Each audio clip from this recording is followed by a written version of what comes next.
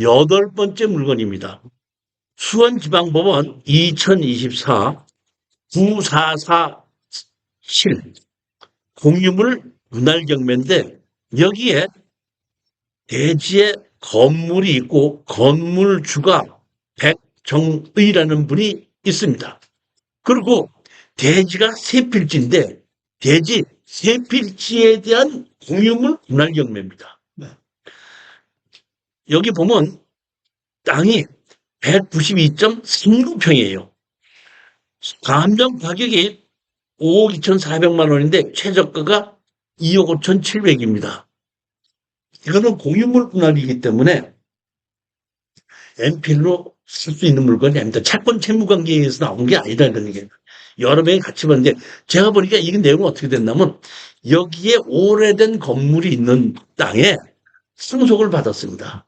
상속을 받아서 여러 명이 같이 갖고 있다가 그중에 한 사람 지분이 경매로 나오다 보니까 어떻게 지분을 전문으로 투자하는 곳에서 낙찰을 받아가지고 뭐 이게 안 되니까 받아서 나누자 해갖고 나온 겁니다.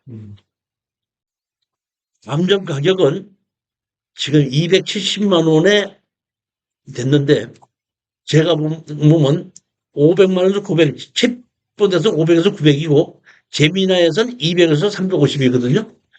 제가 보기에는 이거 낙찰받아서 다 간다 그러면은 500만 원은 가져온다고 봅니다. 자, 왜 제가 이렇게 이런 걸 좋게 보느냐. 여러분들이 지금 이 등록금을 내고 저한테 이렇게 특수경매 추천해달라고 하지 않습니까? 저니까 이런 거를 고를 수가 있고 추천할 수 있고 해결하는 방법을 설명해 드릴 수 있는 겁니다. 자, 보십시오. 여기 단독주택 있고 여기 보면 대지 도로 이렇게 있고 일종 일반 주거지역입니다. 그 다음에 단독주택, 창고, 계사, 부속사 뭐 이런 것이 있는데 다 매각처입니다. 이게 감정평가사가 감정할 때 얘기한 것이다. 여기에 이제 건물이 있고 여기 앞에 도로가 이렇게 넓혀지고 만들어진다 이런 얘기인데 지적법상 도로가 없고 현황도로가 있는 건데 이 현황도로를 화성시에서 이거를 도로로 만들어서 수용을 해서 더 넓히겠다고 이렇게 결정을 한 겁니다. 우리가 스마트 국토 정보를 보면 여기 집이 이렇게 돼 있죠? 집이 돼 있고 여기 이렇게 현황도로가 있고 지적법상 도로가 없습니다. 우리 여기에 땅이 여기 돼지도 여기에서 전부 다 세 필지입니다. 이게 참 대부분 이 현황도로를 쓰고 있는데 지적법상 도로가 없지 않습니까? 그러면 내가 이거를 낙찰을 받아도 사실은 막을 수가 없어요. 그러니까 예를 들어서 이 땅을 내가 190평을 낙찰을 받았는데 도로로 쓰고 있는 것이 예를 들어서 40평이다 그러면 190평을 산 게 아니라 150평을 산 거예요. 190평 가격을 가지고. 왜 막지를 못하니까. 그런데 봤더니 이렇게 왜 도시계획에서 이렇게 왜 수용을 한다고 정해져 있죠. 정해져 있습니다. 그러면 이 앞에 있는 이게 여기에 제가 알고 있고는 이 앞에 건물이 일부가 잘리고 축사도 일부가 잘려요. 많진 않아. 내가 보기에는 한 1m 정도가 잘릴 것 같아. 50cm에서 1m 정도 들어갑니다.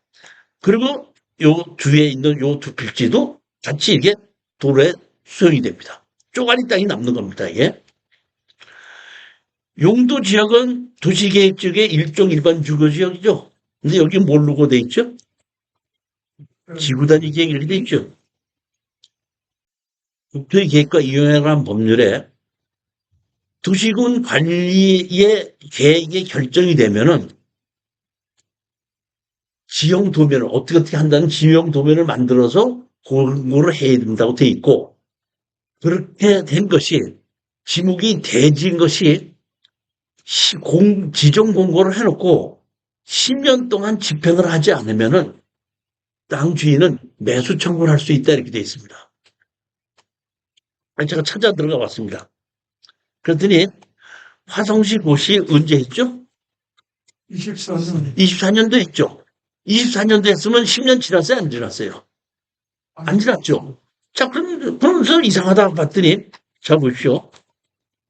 2004년도에 고시한 겁니다. 2004년도에 고시한 거를 어떻게 했냐면, 2004년도 고시한 거보다 50제곱미터를 더 넓혀서 다시 고시했어. 이제 공식 집행하려고 하다 보니까 먼저 고시한 것보다 50cm가 부족하니까 50cm를 넓히자고 2024년도에 작년 재작년도에 다시 고시한 겁니다. 내용을 보게끔 되면 변경 해갖고 이렇게 보면 일반 도로 이렇게 변경이 나와 있죠. 나와 있는데 뭐가 있죠? 여기 보시면 면적 40제곱미터 증가. 여기 면적 어디 간다? 477제곱미터 증가. 이렇게 두 개가 나와 있죠. 네. 그러니까 요거 두 개를 더 넓힌다고 작년 대장에 다시 고시한 겁니다. 그래서 제가 이거를 고시한 거를 제가 아까 고시를 한 거는 도면에 만들어서 열람할 수 있게끔 만들어야 된다 그랬죠. 제가 봤더니 이겁니다. 이렇게 지금 지구단위 계획에 의해서 이렇게 되는 것이 이 도로를 이렇게 만드는 거예요. 우리가 지금 하는 땅이 어디죠? 이 앞이죠. 삼거리 코너에 있는 겁니다. 고시가 된 겁니다. 자, 그러면 우리는 건축물 관리장도 있습니다. 그러면 우리는 다 낙찰을 받았죠. 낙찰을 받았으니까 이제 뭘 해야 되죠? 원래는 막지도 못하는 도로인데 지역에서 고시대가 있어 수용을 하겠다는 얘기거든. 그럼 우리 수용해달라고. 우리 수용해달라고 뭐해? 청구하게끔 되면은 청구하는데 핵심이 뭐냐면 우리는 건물 낙찰 안 받았죠. 그러니까 땅을 전부 다 낙찰 받았죠.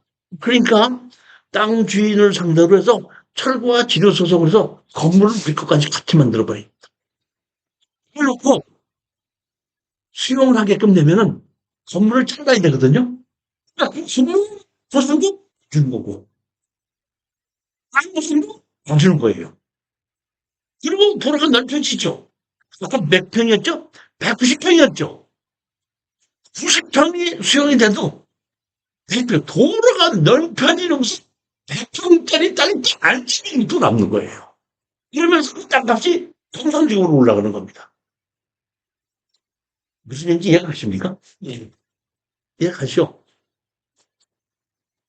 제가 보기엔 이것도 엄청난 수익을 올릴 수 있는 그러한 땅이라는 얘기입니다.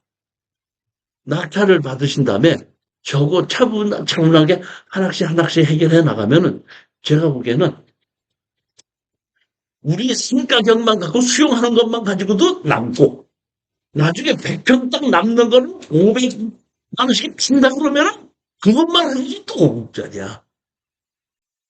저는 대초는 되겠네. 이 땅도 상당히 좋은 땅이라고 생각하는데 대출 안 되거든요. 대출 안 됩니다. 그러니까 이거는 누군가 우리 손 붙잡고 너 나하고 둘이서 우리 같이 한번 해보자. 이렇게 함으로써 내가 보면 수익이 될 수 있는 그런 땅입니다. 대출 왜 합니까? 네? 대출 왜 합니까? 법칙금 건물은 매각처이기 때문에. 제가 만약에 이런 거를 골라낼 수 없다 그러면은 여러분들한테다가 4개월 동안 돈 내놔라. 내가 추천물건 골라줄게. 할 자격이 없는 거예요. 저는 이것도 충분히 돈이 된다고 생각하니까 여러분들도 잘 판단해 보시고 입찰에 들어가시기 바랍니다. 그리고 이거는 낙찰을 받으시면은 저한테 좀 도움을 받으세요. 자, 그러면 제가 처음부터 약속했습니다. 제가 여러분들이 등록금을 내면은 등록금에 낙찰 받고 뒤 마무리 도와주는 가격이 포함되어 있다고 얘기했죠. 제가 어떻게 하라고 가르쳐 준다고 따로 컨설팅 좀 달라고 하지 않습니까? 마음 놓고 편안하게 물어보시기 바랍니다. 그렇다고 날 보고 네가 해준다고 해서 네가 가서는 이렇게 되는 거지. 이건 안 되는 거지만은 이거 어떻게 해야 됩니까? 어떻게 됩니까? 순서에서 어떻게 해라, 어떻게 해라, 어떻게 해라. 이걸 내가 자세히 설명해주면 본인이 공부하는 셈 치고 제일 먼저 가서 응? 시상시에 가서 어디 가서 이거를 그 매입해달라고 신청해라. 신청하고 그다음에 낙찰을 받으면 건물 주인에게 풀가구 지려달라고 신청해라. 그래서 건물 주인에게 건물을 몇 대로 넘기게끔 해라. 이렇게 이런 방법에 대해서 제가 설명을 시킨다니까 해준다고 가르쳐드린다는 얘기 내가 해준다는 얘기는 아닙니다. 분명히 말씀드렸어요. 가르쳐드린다고 했지 내가 해드린다고 한 건 아닙니다. 저는 이것도 보고 상당히 괜찮다고 생각해요. 챗봇에서부터 보면 이런 일반 주거지에서 뭐 보면은 평당 500에서 900만 원은 간다.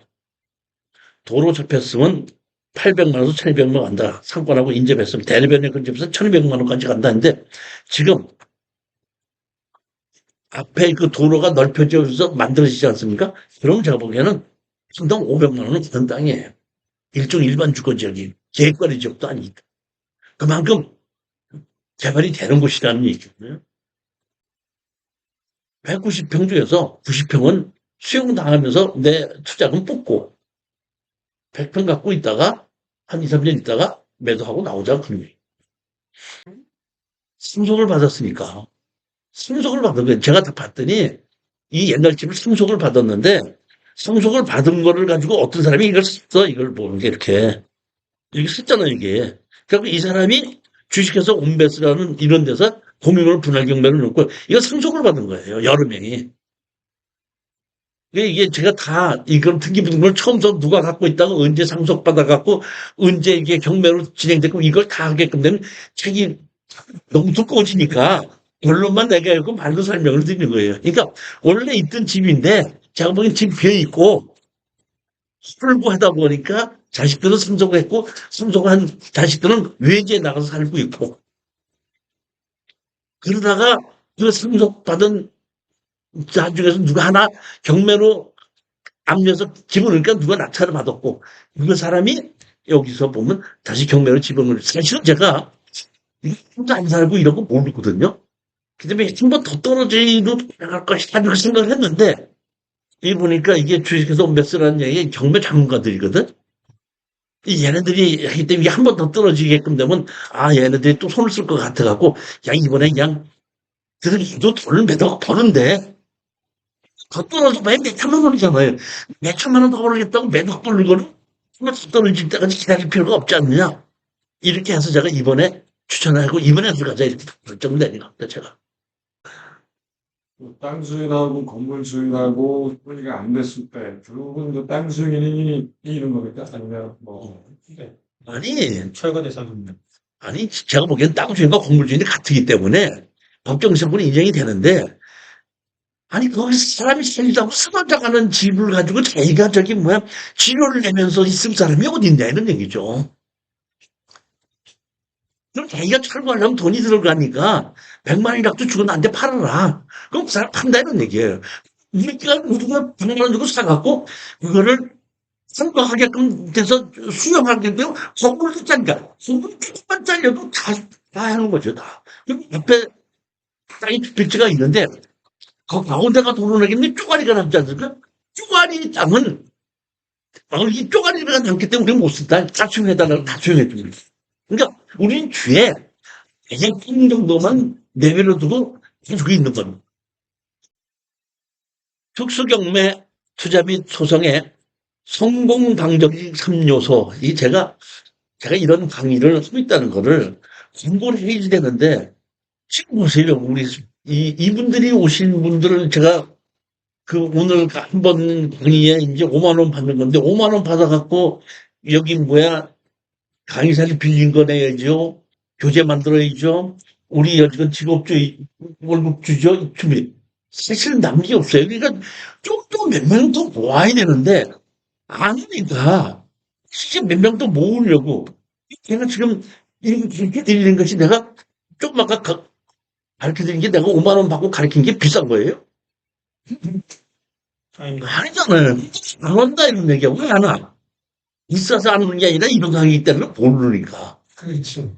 모르니까 안 오는 거거든요. 그래서 그걸 광고하려고 좀 이렇게 하니까 무료 공개 강의도 하고 하니까 여러분들이 좀 친구 데리고 오겠습니다. 좀 데리고 와주세요. 그러니까 좀 한 몇 명이 돼야지. 어떻게 좀 이렇게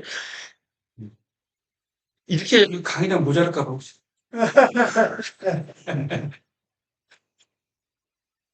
문제가 있어야지 가격이 하락하고 법을 무기를 받고 감자는 관리는 본인이 안기 때문에 다시 말로 문제가 있어서 떨어지는 걸 해결하는 방법만 알고 해결해서 팔 줄 아는 방법만 되면 부동산 경기에 관계 없이 우리는 부동산으로 돈 벌 수 있다 이런 뜻입니다.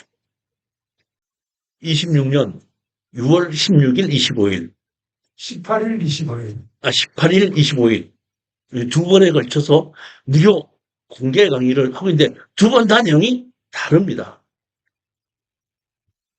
충분히 오셔서 여러분들 아시는 분들 한번 오셔서 강의를 들어보게끔 좀 해주시기를 부탁드리는 겁니다. 9번째 물건을 보시겠습니다. 부산 수부지원 2025 229입니다. 무허가 건물이 3층짜리가 있고 토지만 25.11평, 무허가 건물은 매각 제외로 땅만 경매로 나왔습니다. 설정을 봤더니 그 6,500만 원이 있고 감정 가격은 2억인데 무허가 건물이 있으니까 1억 4천으로 시작했는데 지금 3,300만 원까지 하락했습니다. 청구 금액은 농협에서 6,500만 원을 설정했는데 청구 금액은 지금 1,000만 원이고 최저가는 3,300만 원까지 하락을 했습니다. 사하구 아대동에 있는 겁니다. 여기 보시면 1억 4천에 시작을 했고 지금 보면 3,300만 원까지 하락을 했습니다. 여기에 주택이 있는데 건물은 매각 제외입니다. 제가 보기에는 이거는 법정시장권이 인정이 되리라고 보는 겁니다. 그러니까 우리는 이 건물 주인을 상대로 철거와 지료 소송을 낼 수가 있는데 제일 제가 좀 이거를 추천하면서도 좀 걱정이 되는 것은 채무가 1,000만 원밖에 안 되죠. 1,000만 원이면은 갚을 것 같아, 안 갚을 것 같아. 그렇죠. 제가 보기에는 돈이 없어서 안 갚는 게 아니라 갚을 수 있는 형편이 안 돼. 즉, 다시 말해서 병원에 입원해 있다는 게 뭐 하기 때문에 그래서 그런 게 아닌가 싶은 생각, 그게 사실은 마음적으로 조금 좀 걱정스럽기는 해요. 그래도 3,300만 원 정도쯤이면은 한 1년 동안 해결이 안 돼도 나한테 큰 부담이 없다. 벌으면은 한 1억 정도 번다. 이렇기 때문에 추천한 겁니다. 자, 여기 보면 이렇게 있는데, 여기 보면 가장 문제점이 뭐냐면, 세입자 있죠? 세입자가 대항력이 있든지 없든지, 우린 땅만 낙찰을 받았는데, 낙찰 받은 것을 건물의 세입자죠. 그 건물의 세입자가 배당 요구를 하면은 땅만 낙찰받은 것 갖고 세입자가 돈을 줄까요? 안 줄까요? 배당을. 어떻게 생각하세요? 네? 이렇게 하시면 됩니다. 땅 주인과 건물 주인이 같은데 땅만 경매로 됐고 건물의 세입자가 배당 요구를 했다 그러면 땅 주인과 건물 주인이 같을 때는 배당을 줍니다. 그럼 다른 사람 이름 만져도 됩니까? 안 주니까 철거하더라도 내보내지를 못하면 철거를 못하는 거죠. 아, 다른 사람이. 아니, 만약에 건물 주인이랑 땅 주인이랑 달랐다 이런 얘기예요. 다르다 보면은 그 사람들은 건물 주인한테다가 자기 돈을 달라고 그러고 땅에서 배당을 안 주거든요. 그럼 우리는 건물 철거하고 나가라.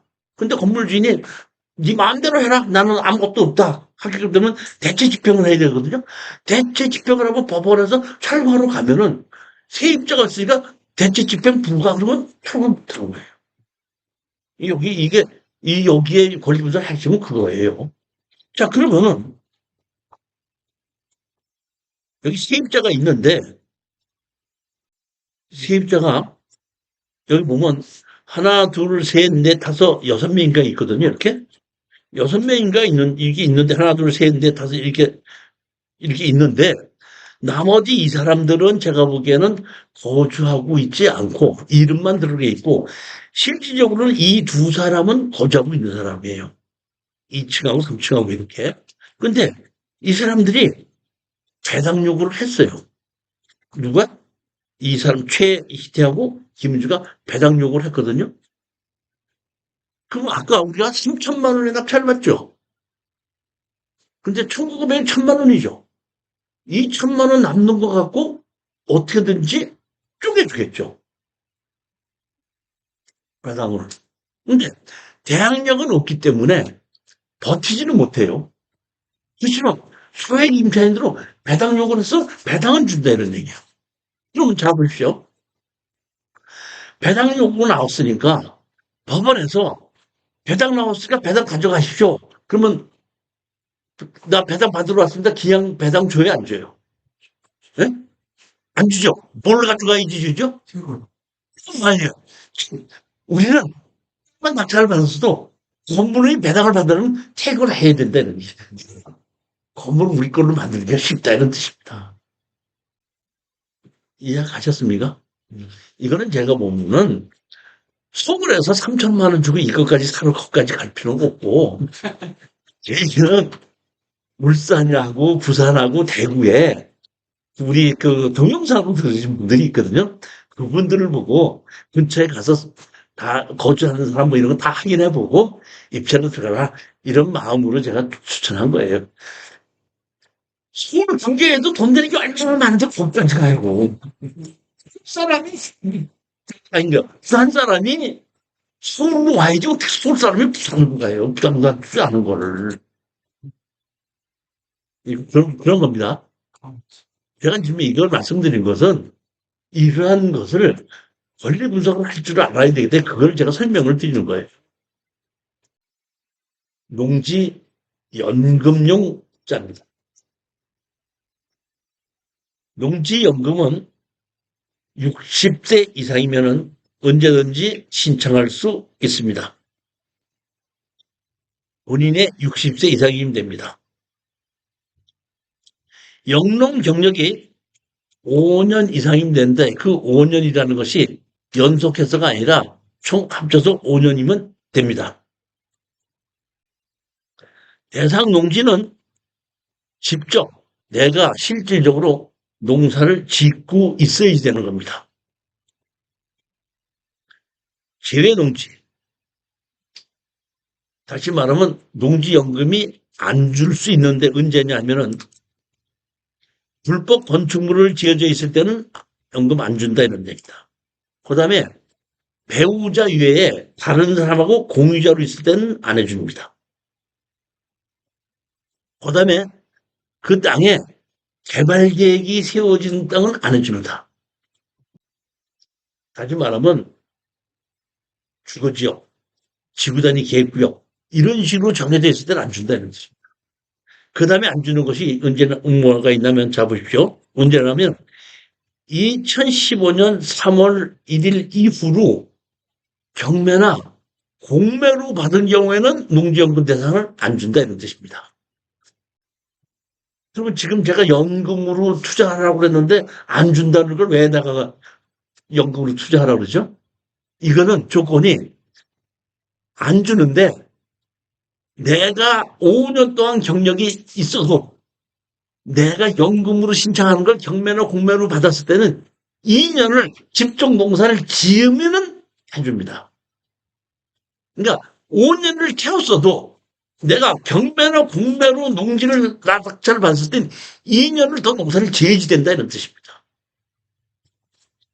그러니까 지금 10년 정도의 경력을 갖고 있으신 분이 이렇게 경매로 낙찰을 받아서 그걸로 2년 경력을 맞아 채우게끔 되면은 그러면 연금 대상이 된다 이런 뜻입니다.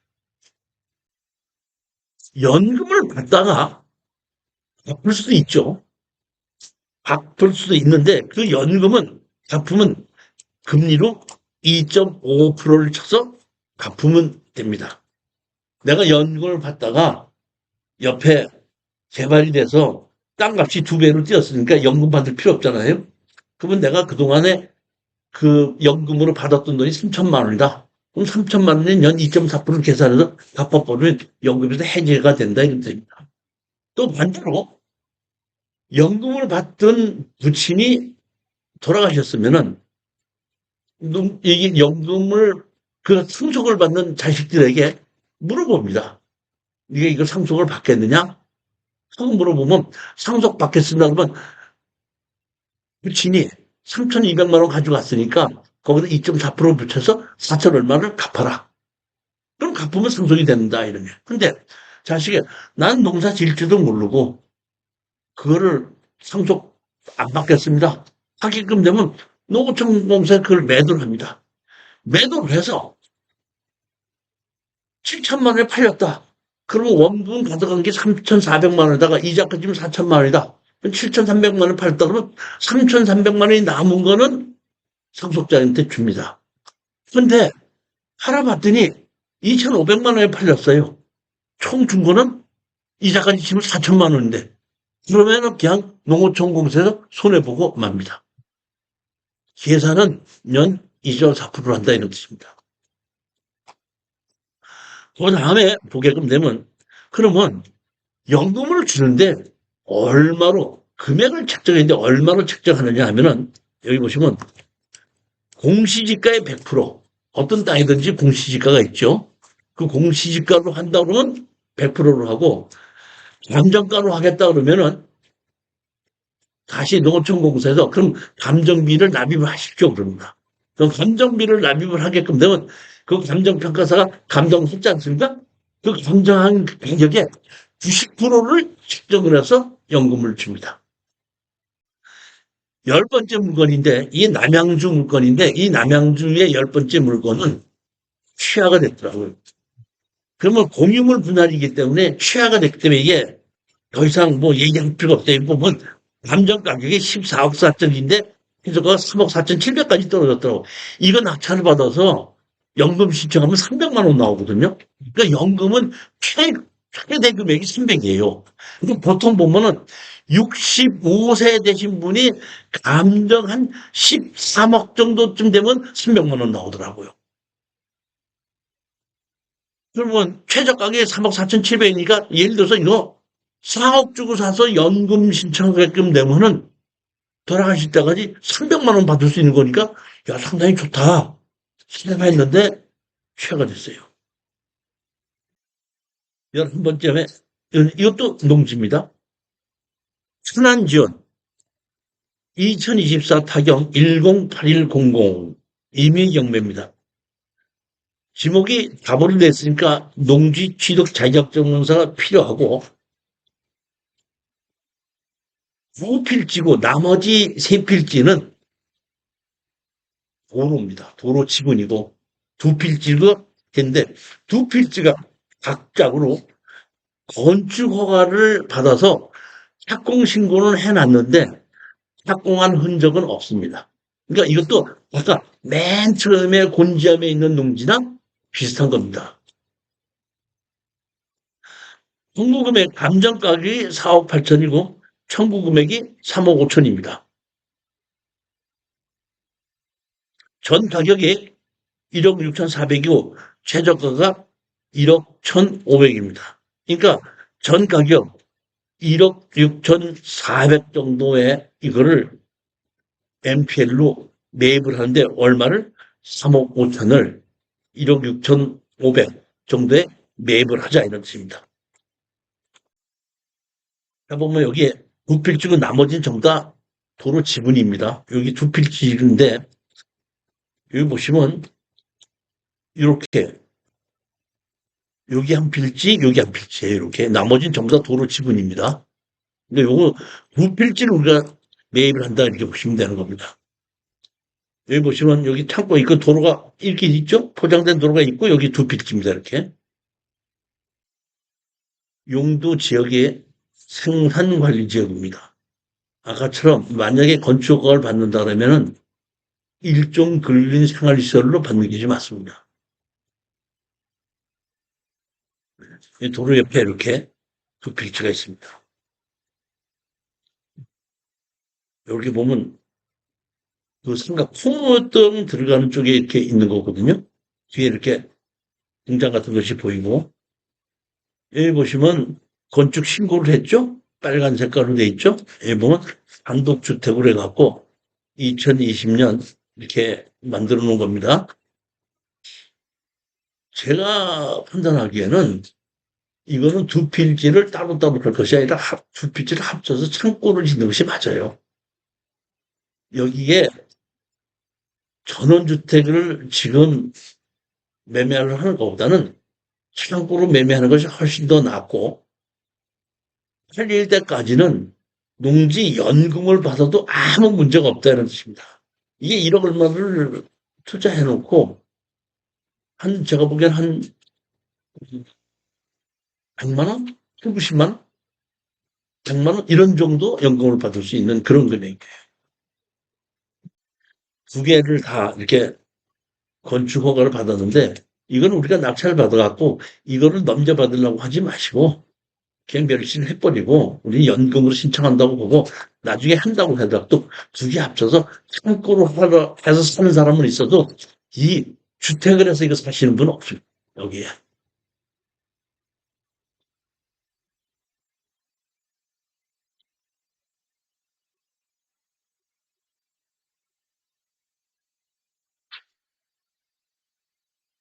등기부 등본에는 기준 권리보다 앞서 있는 인수되는 권리 하나도 없습니다.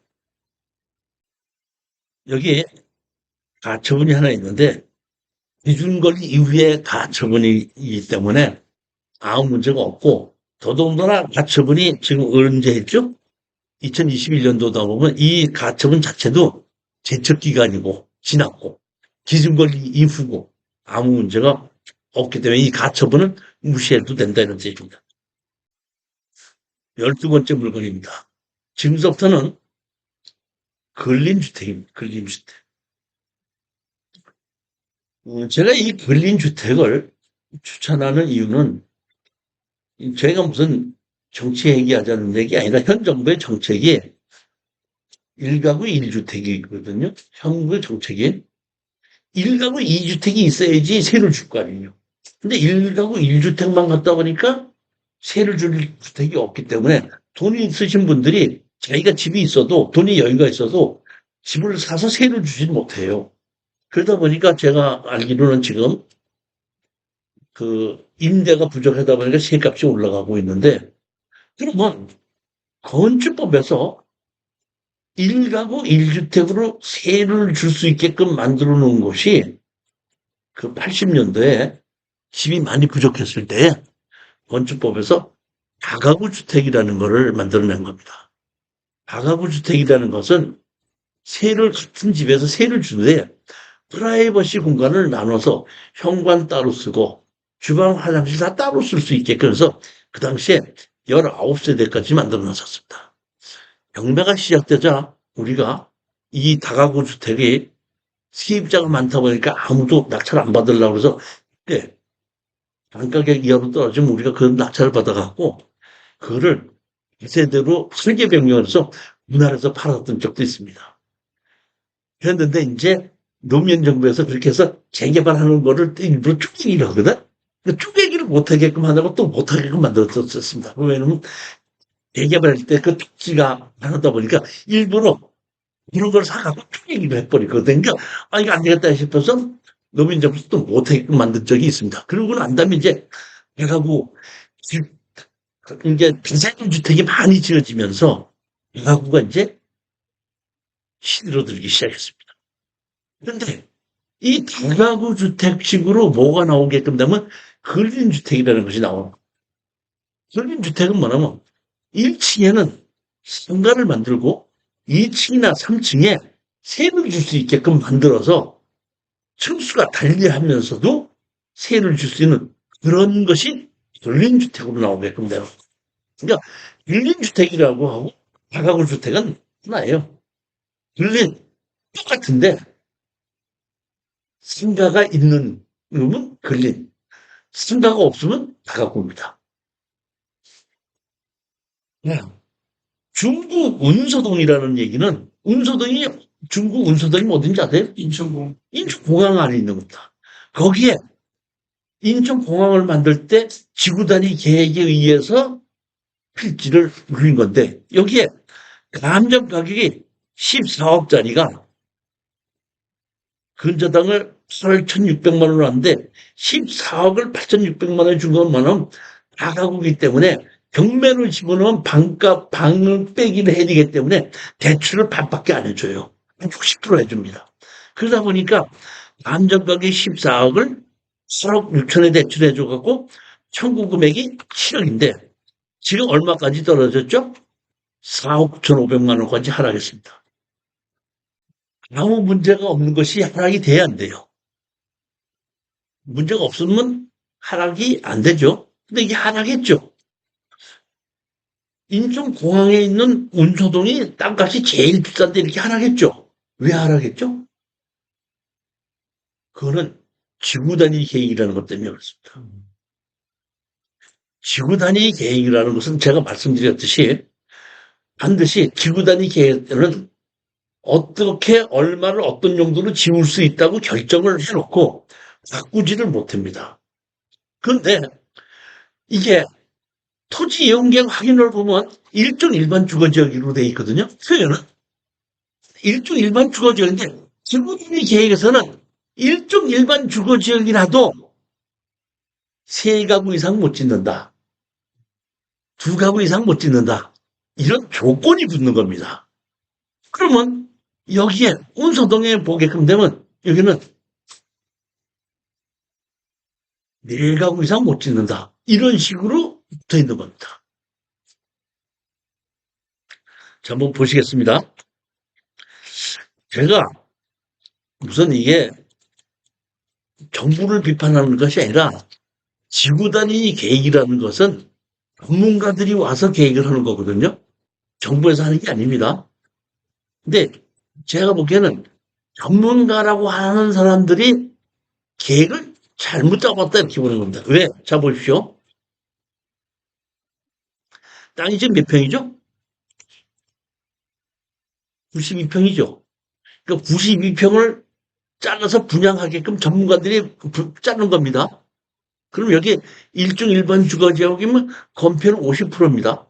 그럼 92평을 건폐는 50%면은 몇 평 질 수 있죠?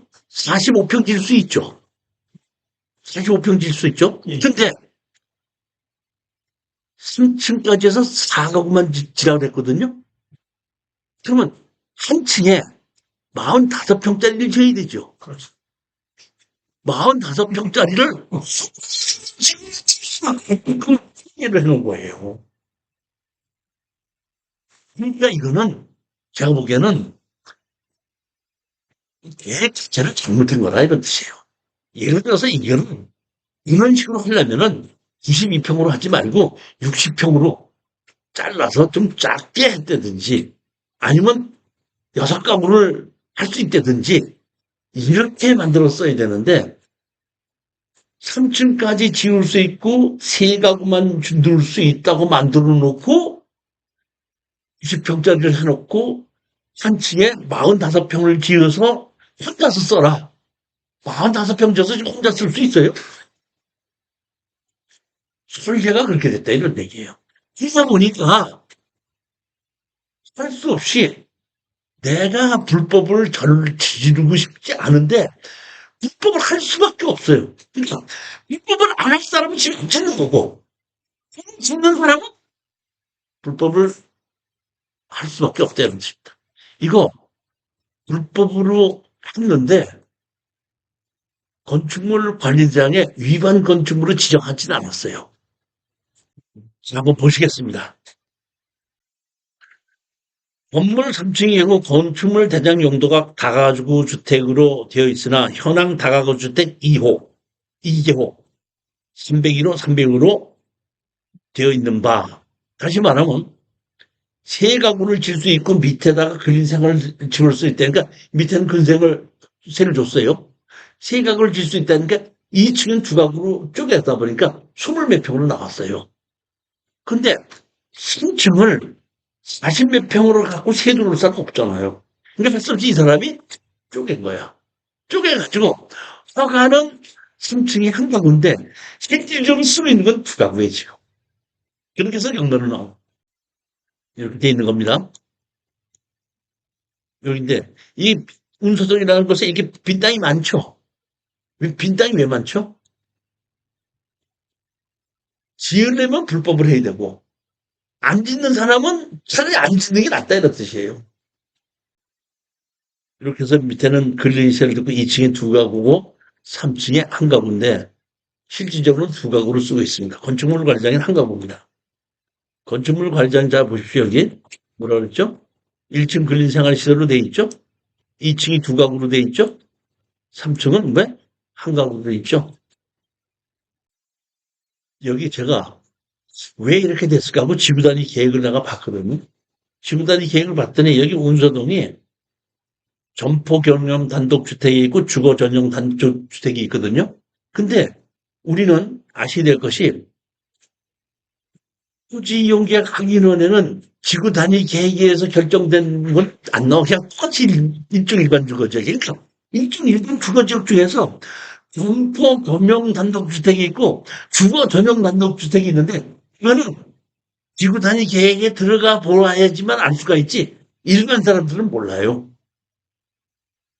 뭐 여기는 점포 단독주택이라는데 예를 들어서 주거 전용 단독주택이라면 몇 가구죠? 3가구 이하죠. 그러니까 45평짜리가 3층, 2층, 3층이 돼야 되는 거야. 그러니까 점포 경험인 경우는 그나마 이렇게 좀 집을 짓지만은 주거 전용 단독주택은 하나도 안 짓는 거야. 못 짓는 거예요, 보면. 지어서 세를 들어올 수 있어야 되는데 45평을 집을 지어갖고 15평짜리 세를 주고 어떻게 할 거예요, 뭐.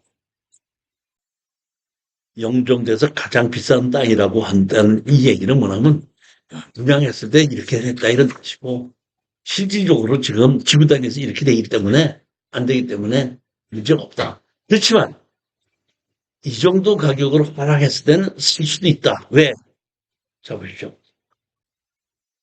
재미나이가 이렇게 분석했습니다. 규제 완화 추진 현황 2020년도 3반기 기준 영종지역 주민들과 가구수 증가, 비전 추진위회 등이 지속적인 요구로 인해 인천경제자유구역 청과 LH에서 규제 완화를 검토 중인 상황입니다.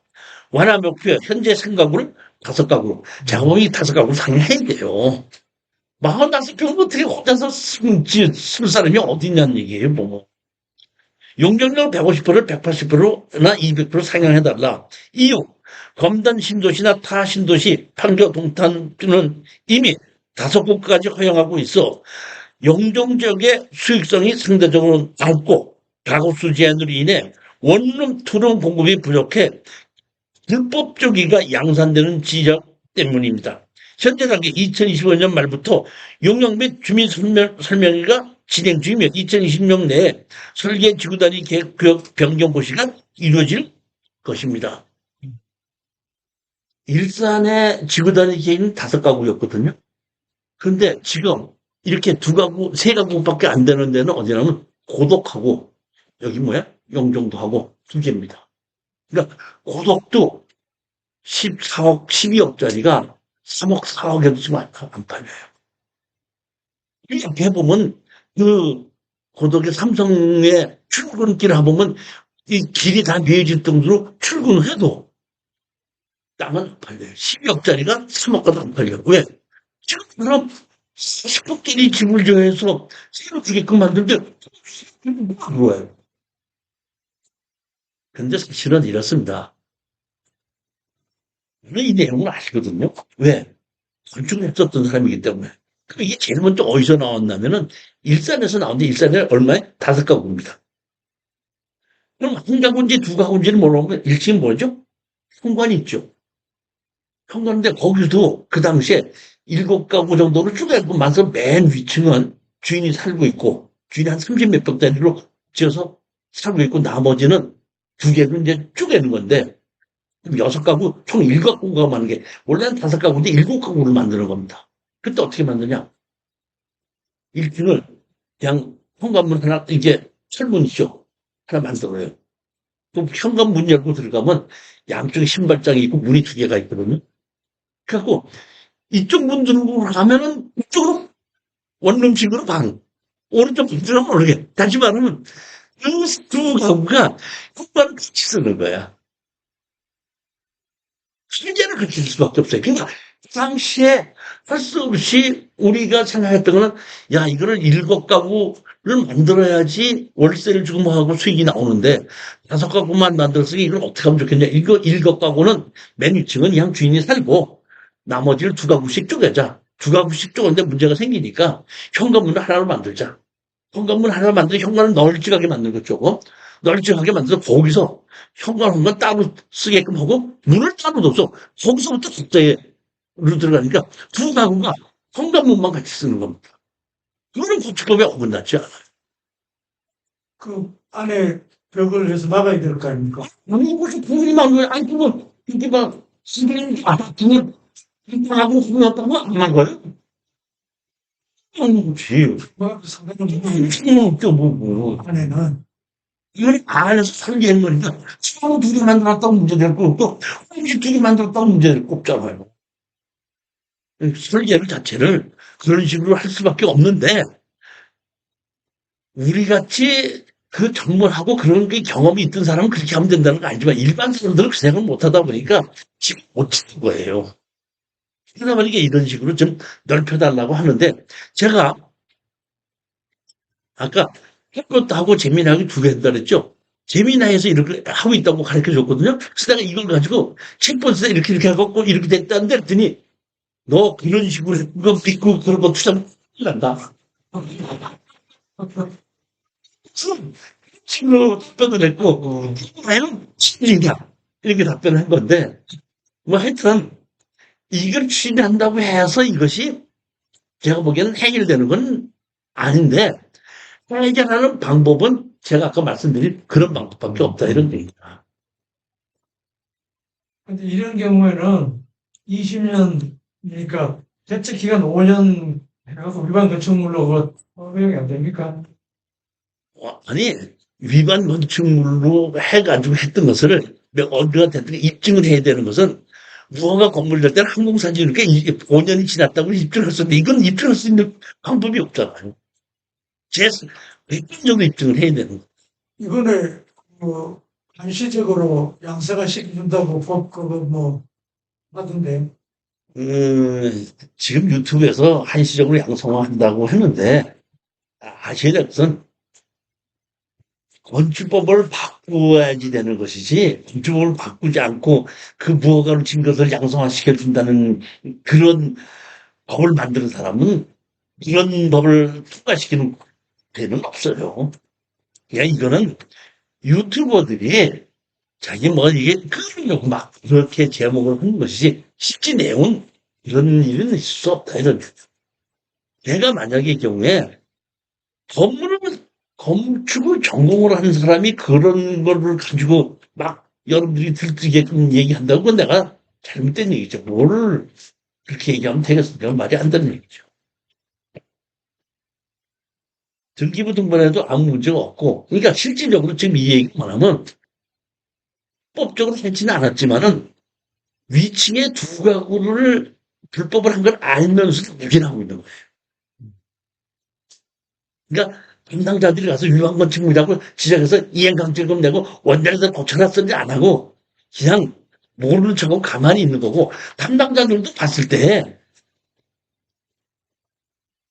아니 45평짜리 집을 주고 혼자서 쓰레기 사는 게 어딨냐. 돈 못 주게 하는 게 이건 말이나 근데 짓지 말라고 해야지. 아예 그냥 땅은 90몇 평이라도 30평짜리를 올려야 되는 거예요. 30평짜리. 30평짜리. 그래서 너무 세금부가 돼야 되는 거죠.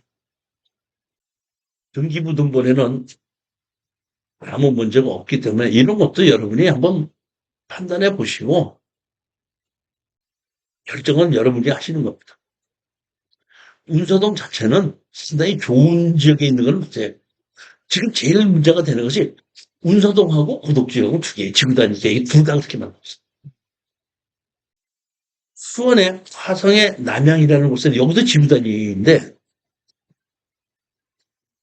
이거는 가구수 가지고서 이렇게 읊지지는 않았는데 이건 다른 문제가 있더라고요. 이거는 이 근처에 있는 건물이 전부 다 위반 건물이야. 그 위반 건물은 뭔가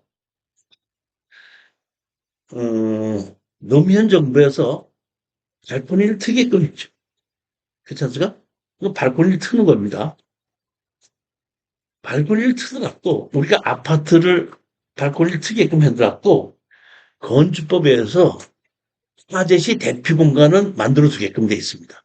따로 돼 있습니다. 아파트는 좀 넓고 그런 발코니 공간이 만들어지기 때문에 반드시 아파트를 발코니 틀 때는 대피 공간 여기 만든다 이렇게 설계가 되는데 조금 작은 다세대 같은 경우에는 발코니를 넓혀갖고 조금 넓혀놨는데 거기를 잘라가지고 대피 공간을 만들게끔 되면은 그러면 문제가 생기기 때문에 대피 공간을 안 만들고 그냥 집을 짓는 경우가 대부분이에요.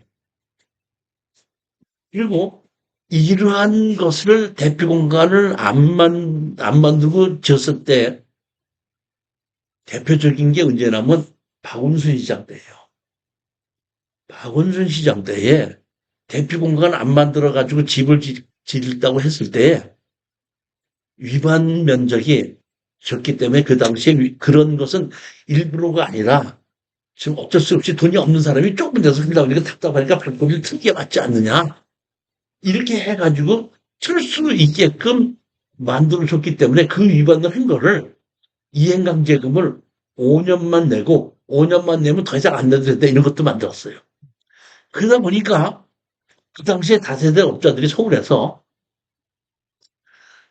다세대 분양가 3억 7천만 원, 5년 동안 이행강제금 1,800만 원, 3억 7천만 원인데 이행강제금 1,700만 원 깎아줘서 그냥 한다.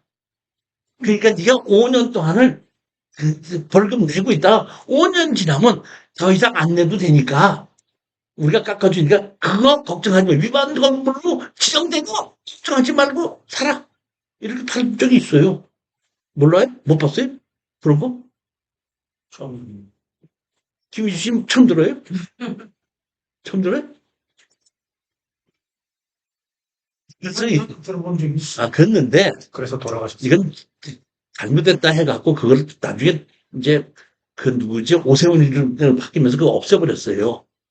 그렇지만 지금도 법이 그 발코니를 그래서 그 대피 공간 없앤 거는 위반이 0.03% 정도만 하는 거고 5년 동안이라 계속해서 되는 거는 그대로예요. 그러니까 그 당시에 5년 동안만 했다가 없애는 거를 폭력적으로 만들어 놓은 것이 잘못된 거다, 그거는. 위반해서 끝까지 만들어야지. 그 5년만 그 예능지금 됐다고 그걸 위반을 합법으로 해준다는 건 근본적으로 잘못된 거 아니냐.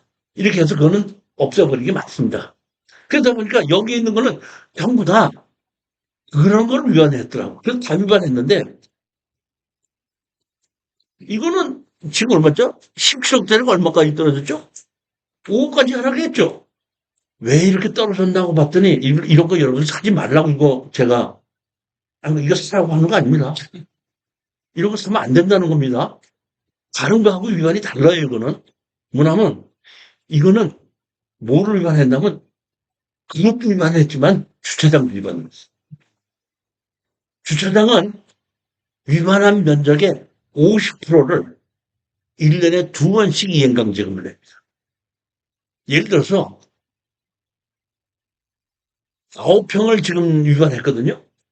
9평인데 평당 이것이 500만 원이 시공비다 그러면 4,500만 원 이행강제금을 1년에 2번 내요. 여기 건물이 있죠? 제가 이렇게 자세히 봤단 말이에요. 요 건물입니다. 이게 빨갛게 친 거 있죠? 이게 뭐냐면 이게 발코니 튼 거다 이런 뜻입니다. 그런데 여기 요게 장사가 이렇게 돼 있는데 요 건물이거든요. 제가 이게 평면도를 봤어요. 백수를 보니까 요 건물이고 요 바깥에 다시 말하면 1층은 좀 좁아가지고 2층은 좀 넓게 해갖고 그 1층에 주차장을 이렇게 만드는 거예요. 이렇게. 그럼 주차장이 4개가 만들어져 했는데 여기 주차장이 있어요? 없어요? 주차장 없잖아요. 여기 주차장이 여기로 4대가 돼야 되는데 여기 주차장 없잖아요. 그래서 내가 건축물 관리하고 자세히 봤거든요. 자세히 봤더니 여기 보면 위반 건축물이라고 돼 있죠. 근데 이게 뭔가 이게 아무래도 좀 이상하다고 봤더니 여기 뭐가 있죠? 철근 콘크리트 24.9제곱미터가 있죠. 24제곱미터, 9제곱미터라는 얘기는 이거는 대피 공간 위반이 아니라 1층에 있는 주차장을 없애버리는.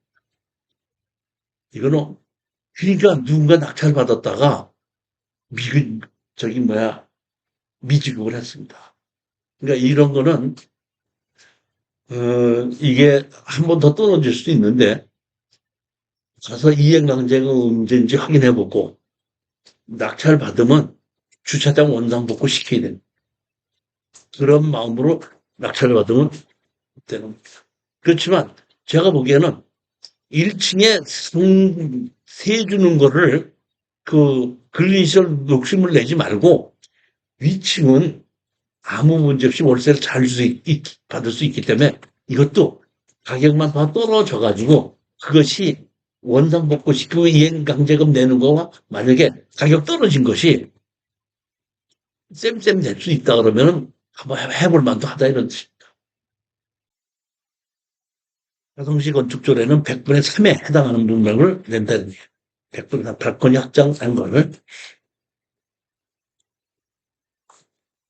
보면 그 근처의 건물이 전부 다 위반 건축물로 다 돼 있습니다.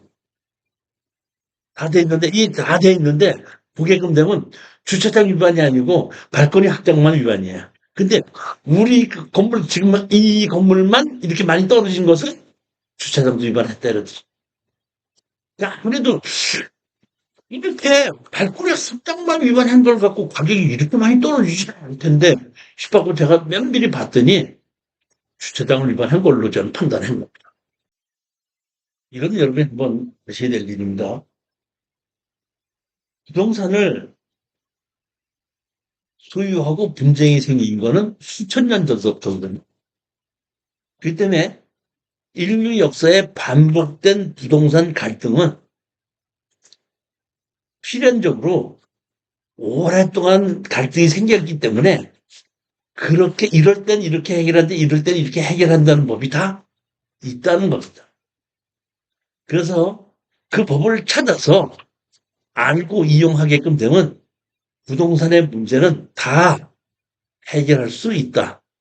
다만 위법은 해결이 안 되는 겁니다. 세컨드 홈 지원 때 예타 제도 개선 등으로 지방 건설 경기에 활력을 제고한다. 이거는 인구 소멸 지역에 있는 경우에는 1가구 2주택으로 제재하지 않는다. 특히 양도세, 종부세, 재산세, 취득세를 전부 다 감면해 준다. 지금부터 두 개는 인구 소멸 지역에 있는 곳인데 어디냐면 하나는 가평이고 하나는 청도입니다. 제가 가평 양평에 땅이 20년 전에 강이 보이는 곳, 호수가 보이는 곳 100만 원씩 갔었거든요. 지금 가봐도 20년 내 100만 원이 지금도 100만 원. 전원주택 땅이 200평이 3억으로 거래되면은 건물이 지어진 게 경매로 나오면 2억 5천으로 떨어지고. 그럴 만큼 전원주택이라서 살아보니까 기반시설이 받쳐지지 않는 곳은 너무 불편한 게 많다 보니까 이런 전원만 생각하는 곳. 다시 말하면 내가 어느 공장에 다니고 있는데 그 공장에서 아파트에 살지 말고 마당 있는 집에서 혼자 하는 것은 세상이나 용인 그런 곳에는 나간다 이런 얘기예요. 그러나 가평이나 양평에는 그런 곳이 없어요. 완전히 뭐만 하러 가야 돼? 전원만 즐기러 사는 사람인데 살아보니까 너무 불편하다 보니까 전원주택 땅은 얼마? 3억. 집이 지어져 있으면 2억 5천. 이게 양평 가평이에요.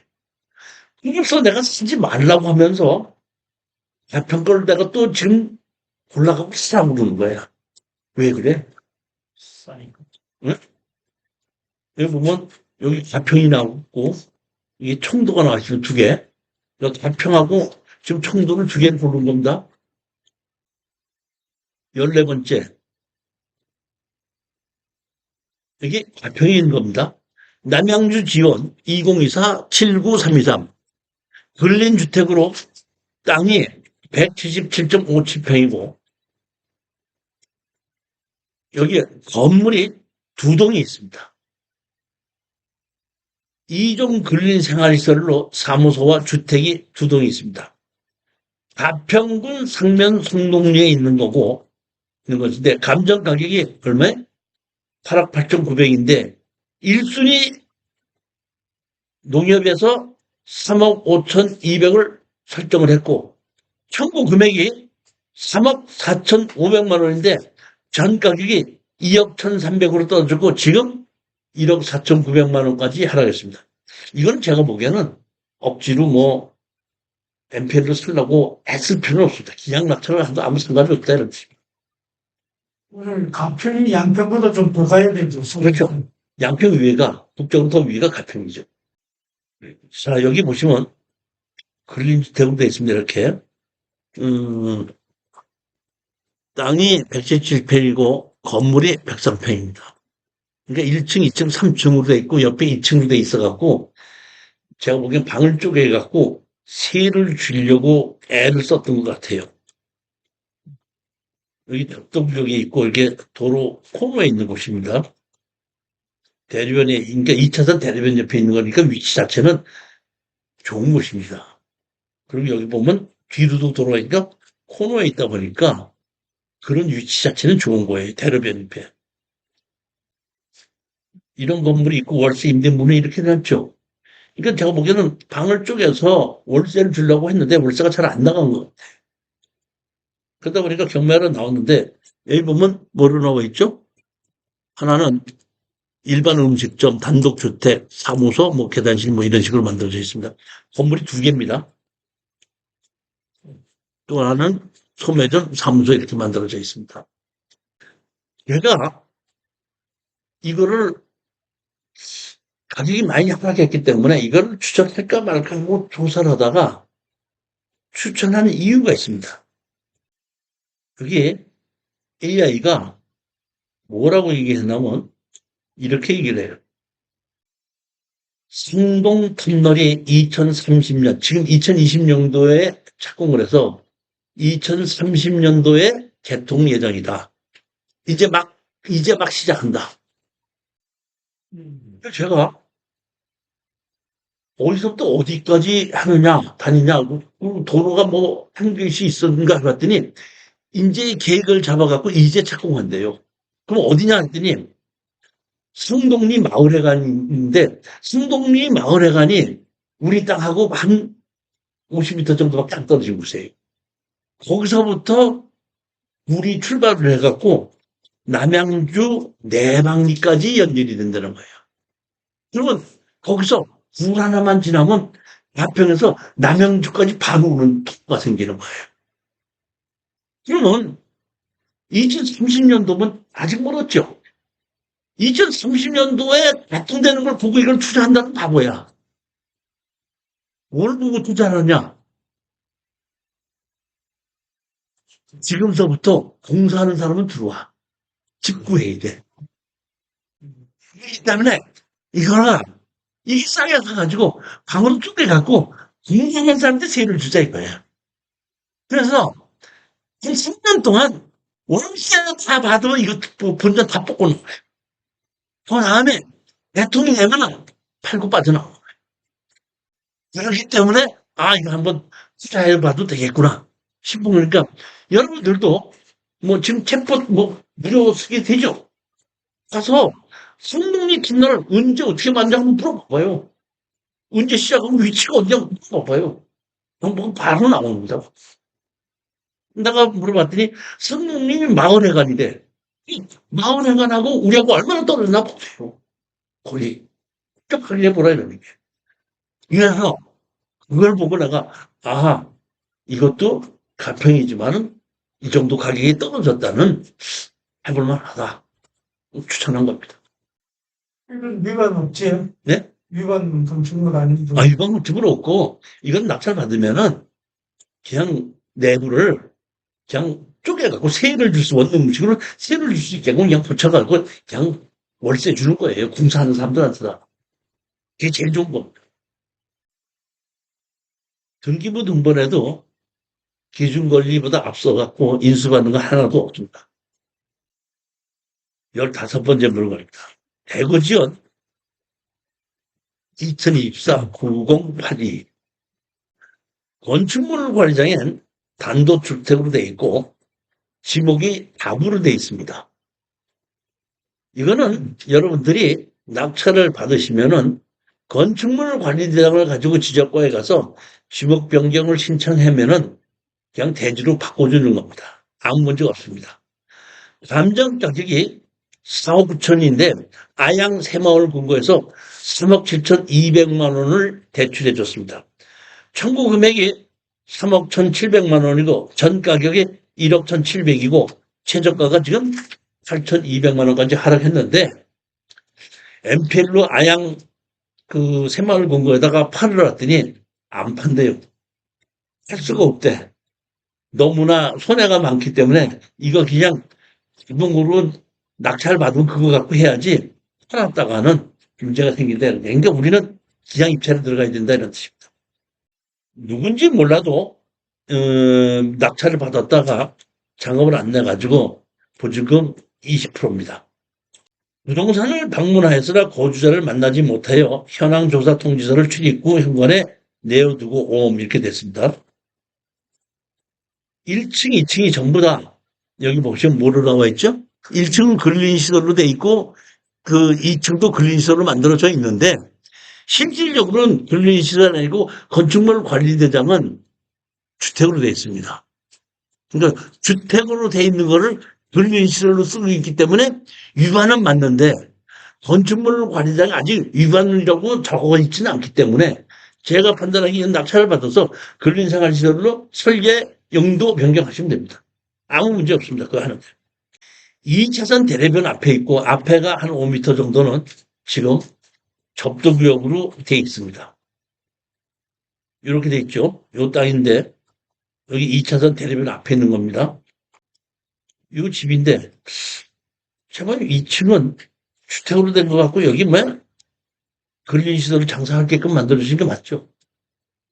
정확하게는 보지는 못했지만 제가 보기엔 그렇습니다. 여기 옆에 보시면 자연숲 이렇게 돼 있죠. 자연숲은 우리 건물 낙찰받는 거에 옆으로 들어가면은 펜션이 있다는 뜻입니다. 그리고 여기는 지금 이 사람들이 뭘로 만들어 놓은 간판을 뭘로 만들어 놨죠, 여기? 휴게소 이렇게 만들어 놨죠. 그냥 그 무슨 그냥 커피숍이나 뭐 이런 휴게소 가다가 뭐 쉬는 그 잡하든 뭐 이런 걸로 생각하지 않았나 싶은 생각이 듭니다. 여기가 근처가 전부 다 캠핑장이고 그다음에 펜션이에요. 그리고 저쪽 안으로 들어가면 큰 절이 있는 곳이더라고요. 여기 보시면 전부 다가 여기 모르죠? 캠핑장, 펜션 뭐 이렇게 돼 있는 거죠. 저는 이거 1억 주고 낙찰 받아서 월세 150 받는 거 아무 문제 없다고 봐요. 1층 뭐 한 5, 60만 원, 2층 5, 60만 원. 100만 원만 받는다고 해갖고, 아니, 1억 주고 투자해갖고, 월세 100만 원 들어오면 왜 뭐 안 하냐고. 뒤에 있는 땅은 풍도에 싸지만은, 이 철산 대로변 옆에 이러한 것은 해볼만 하다, 이런. 1억 갖고 이거 집 짓지도 못해요. 그런 마음으로 봤을 때, 이건 충분히 투자할 만하다 싶어가지고 추천한 겁니다. 제가 오늘 15개를 추천한 것 중에서 아파트 지분은 맛이라는 갔다 오는 식으로 해갖고 한 49%, 64%까지 떨어졌으니까 한 65%뭐 이런 정도 67% 정도 해로 들어가서 낙찰 받으면 좋고 아니면 말고예요. 그 다음에 아까 창고에 전이 뜬 거 있죠. 전이 뜨면 그거는 튀든지 MP를 사서 그거를 경매를 취하시키고 전 빼고 다시 경매를 집어넣어서 그거를 법인들은 낙찰 받는 거를 하는 거. 그 다음에 아까 화성시에 190평짜리 땅만 산 거, 한 낙찰 받아서 90평 정도는 우리가 보상으로 받고, 감정가는 보상받는 겁니까? 우리 49%에 사서 100%는 보상받는 거. 건물까지 만들어서 우리 거를 보상받는다면 우리 투자금을 다 회수할 수 있고, 나머지 100평은 한 3, 4년 후에 매도를 한다. 이런 식으로 투자를 하면 되겠고, 아까 가평은 여러분 따라가서 보시고, 공사하는 위치나 뭐 이런 거 다 보시고, 착공 언제 하고 어떻게쯤 된 걸 보시고, 그거 하나 낙찰을 받아서, 아, 내가 공사하는 사람한테 세를 주겠다. 이렇게 하고 한 2, 3년 공사 기간 끝날 때쯤 돼서, 터널 뚫릴 때쯤 되면 또 터널 뚫린다고 올라갔는데, 터널 뚫리고 나서 팔지 마세요. 뚫리기 전에 팔리는 건 팔아야 되는 겁니다. 뚫린다고 해서 사람님이 쓰려고 했을 때 파는 거지, 뚫고 나면은 별 사람 없어요. 제가 한번 예전에 얘기 하나 해줄까요? 우리 춘천서까지 역이 생기다 보니까 우리 수강장이 역 앞에서 한 100m 떨어진 곳에 땅을 갖고 있었어요. 하여튼, 그거 보느라고 수십 군데 국민 중에서 한 군데예요. 어떻게 했으면 좋겠어요? 사람 그랬더니, 아, 이제 얼마만 한 1년만 더 기다리면요. 이게 돈이 되는데, 개통됐는데 파는 것이 더 되지 않을까요? 기다리더라. 엔진나 팔아야 된다 그랬거든요. 나중에, 이제, 선생님, 개통되기 전에는 그게 전화가 많이 오더니, 개통되고 나니까 전화 안 합니다. 이 부동산 투자는 그걸 아셔야 돼요. 이유를 아셔야 된다는 얘기, 제가. 이렇기 때문에 이렇게 낙찰을 받고 공사 시작하고 어느 정도 임대를 줘가면서 이렇게 임대 많이 들어오고 개통이 된다고 이거 나오는 거예요. 아시겠죠? 네. 그런 식으로 생각하고 여기 청도는 그냥 1가구 2주택에 들어가지 않는다 보니까 느긋하게 사서 월세를 주고 나지 않습니까? 월세가 꾸준히 들어오게끔 만들게끔 되면 누구든지 한 2, 3억에 사겠다는 사람 나와요. 그렇게 했을 때 다음 달에 추천 물건은 금요일날 하지 않고 수요일날 합니다. 그러니까 원래 금요일날 했는데 금요일날에서부터 연휴가 시작해서 놀러 가시는 분들이 지금 막 금요일날부터 금, 토, 일 이렇게 다 쓰시는 분들이 많아갖고 지금 금요일날 오고 싶어도 못 오시는 분이 많다고 그래가지고 그럼 바꿉시다 해갖고 수요일날로 바꾼 겁니다. 10일인가요? 네, 이제 그러니까 제가 문자로 그러니까 항상 두 번째 수요일날 3시부터 6시까지 제가 추천 물건을 갖고 오는데 여러분 제가 오늘 물건이 좋다고 해서 여러분 질를 생각하지 마세요. 왜? 다음 달에 올 때는 이거보다 더 좋은 물건이 또 나오거든요. 그리고 야, 이게 이중시가 좋다면서 막 이게 투자를 하시면 낙찰을 받을 수 있어도 돈을 못 번다는 얘기예요. 낙찰을 받을 생각하지 마시고 올릴 생각하시면 절대 질릴 생각하지 마시고 떨어지면은 다음번엔 더 좋은 물건이 기다리고 있다. 이런 마음으로 웃으면서 나오셔야지 경매로 돈을 벌 수가 있고, 그런 사람이 경매로 성공을 하는 겁니다. 낙찰을 받기 위해서 경쟁심 갖는 거는 법원에서 하지 말아야 되는 겁니다. 그러니까 경쟁심 가지지 말아야 되는 게 두 군데. 하나는 운전하면서 옆에 있는 사람보다 빨리 가려고 하지 말아야 되고, 법원에 가서 공부하고 이기려고 하지 마십시오. 그 두 개는 절대 하지 마시기 바랍니다. 자, 다음 달에는 더 좋은 물건 갖고 또 찾아뵙도록 하겠습니다. 자, 안녕들 들어가십시오. 앞으로 금요일 강의는 없는 금요일 강의는 이제 없고,